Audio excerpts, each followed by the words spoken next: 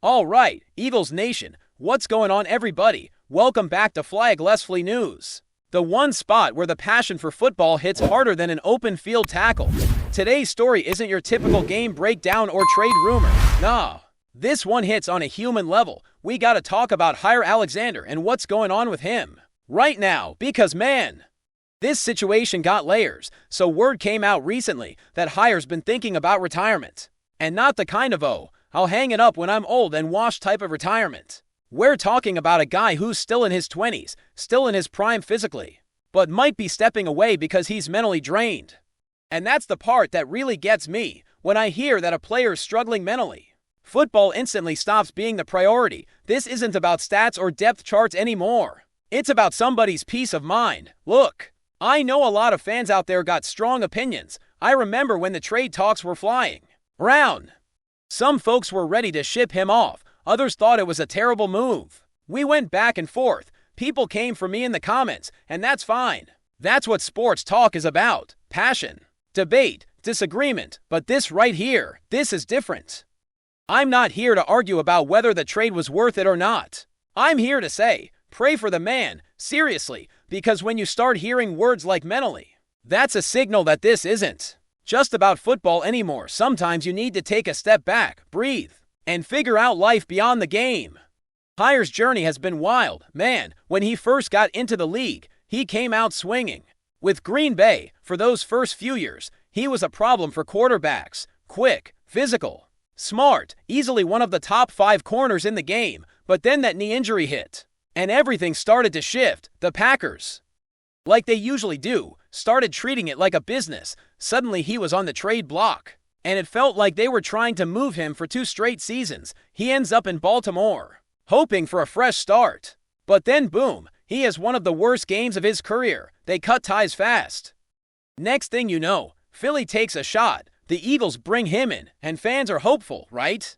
Maybe a new environment, a team with culture and brotherhood could reignite that spark. But even here, it seemed like the confidence wasn't fully there. The coaches reportedly didn't think he was game ready, and now we're hearing about him potentially stepping away.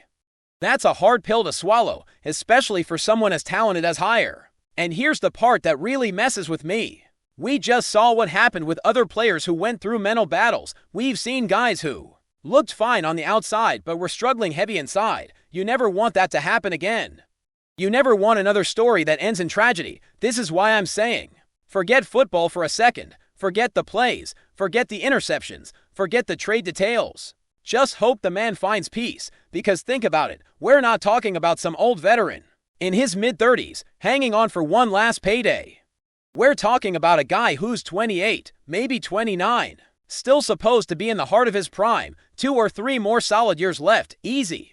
But injuries pile up, expectations pile up. The mental weight of being traded, doubted, and criticized constantly. That stuff can eat away at you. And don't forget, Jaire's a Philly guy at heart. Football was his ticket, his way to take care of his people, his family, his community. That dream means everything. So when it looks like that dream might be fading, it's tough. It's heartbreaking. Man, that's why I'm not sitting here breaking down his last few games or calling out missed coverages. This isn't that type of conversation. This is about a dude who might be fighting something we can't see. You can tell by how his stories unfolded that his body might be healing slower than his mind. You can rehab a knee. You can't rehab burnout the same way when your mental energy's gone, when you don't have that fire anymore. The game can feel like a burden instead of a blessing, and as fans, sometimes we forget that. We treat players like they're just jerseys and numbers, but these are people. They've got families, feelings, lives outside the field. When I look at Jaire's situation, it reminds me of the importance of protecting your peace. Because listen, once your mental goes, everything goes. Your game slips, your motivation fades. Your love for what you do starts to die out, and it's sad, but it's real. So if Jaire needs to take time off, whether it's for a few months, a year, or even forever, then he needs to do that. Because no highlight reel or contract is worth your mental health, and I get it. Fans will always look at the business side. Can we get our picks back? Can we make another move? But man, that's not the conversation right now. This isn't Madden. This is real life. The man's going through something deeper than a losing streak or bad coverage. If he decides to walk away, salute him for everything he gave to the game. And if he decides to come back, I hope it's because he's healed, not because he feels like he has to. He's still young enough to bounce back if he wants to. We've seen players take a step away, get right mentally, and then return better than ever. That could happen, but even if it doesn't, even if he chooses peace over pressure, that's okay too. We forget sometimes that life after football exists, and Hire's got plenty of it ahead.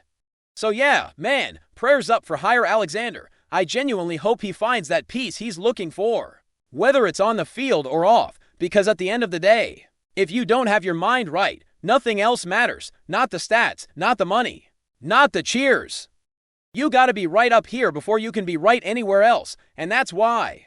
Before we even get into the rest of this episode, I just want to say one thing. If you're out there watching and Ray going through something, whether it's in sports, school, work, life, whatever, take care of your mental.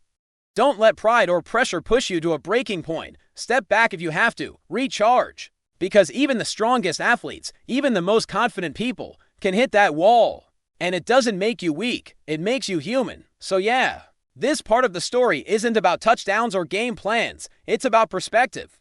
About realizing that sometimes walking away is actually the bravest play you can make. And for Hire, whether he returns to the field or not, he's already proven his toughness. Now it's time to make sure he's got peace too. Now, shifting gears a little bit, I want to talk about something that really stood out this past week. A.J. Brown and what kind of teammate he truly is. See, people love to talk about the stats, the numbers, the highlights.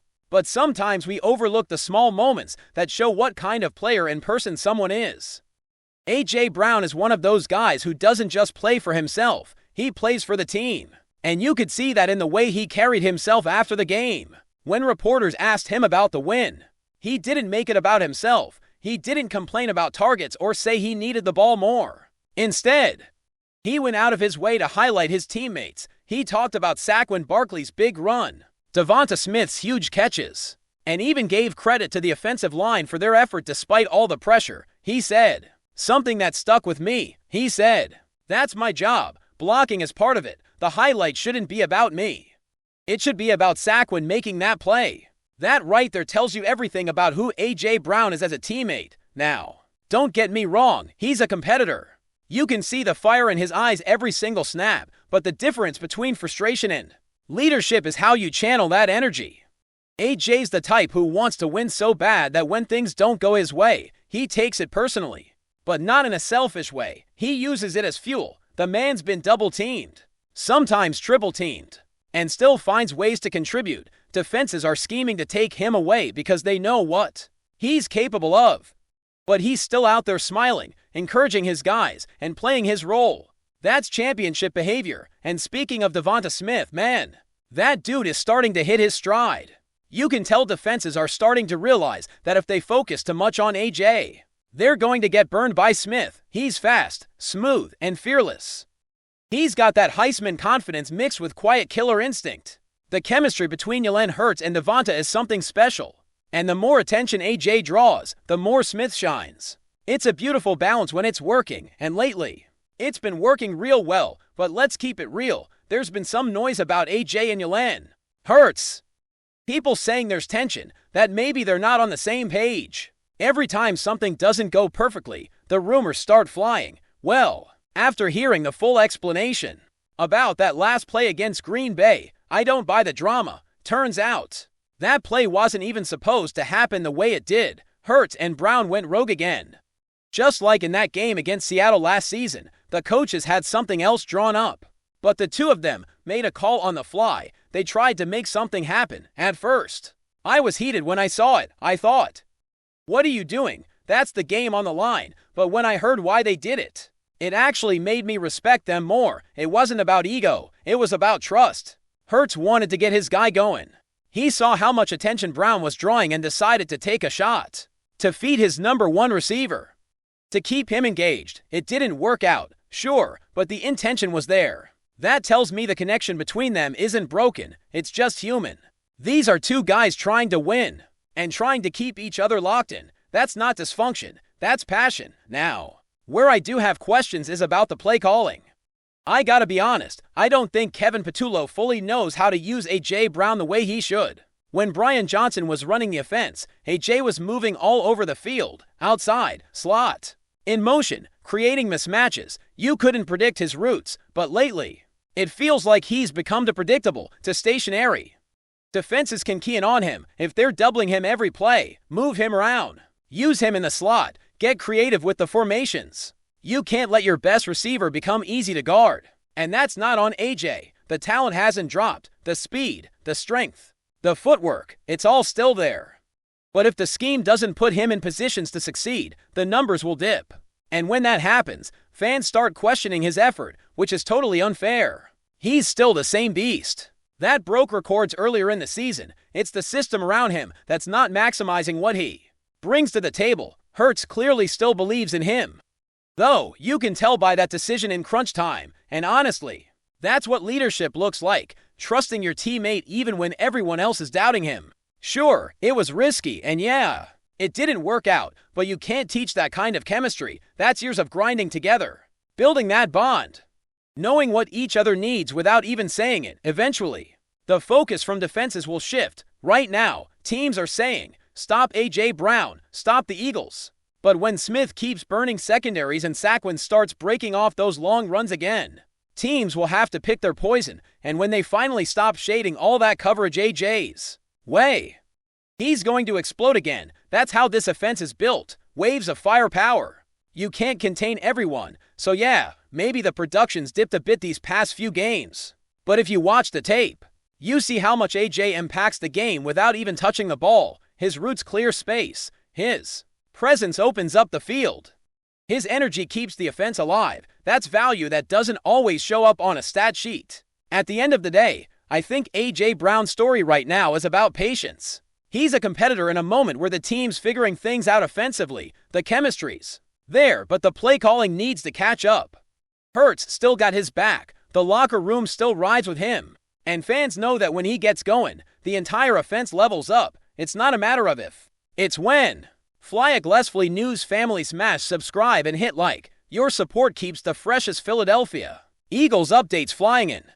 Drop your take in the comments and let's talk birds. Philadelphia is buzzing with excitement as whispers from the locker room hint at a major shakeup for the Eagles. Sources close to the organization suggest the team has made a bold move in pursuit of an all-pro free agent, sending fans into a frenzy across social media and sports forums alike. While the franchise has yet to officially confirm the signing, insiders claim discussions have been underway for weeks, pointing to a potential blockbuster acquisition that could reshape the team's roster and championship aspiration. The excitement in Philly is palpable, from Broad Street to local sports bars. Fans are speculating about which elite player might be landing in green and white. The team's front office has been tight-lipped, but the mere confirmation of interest in an all-pro has ignited a tidal wave of speculation.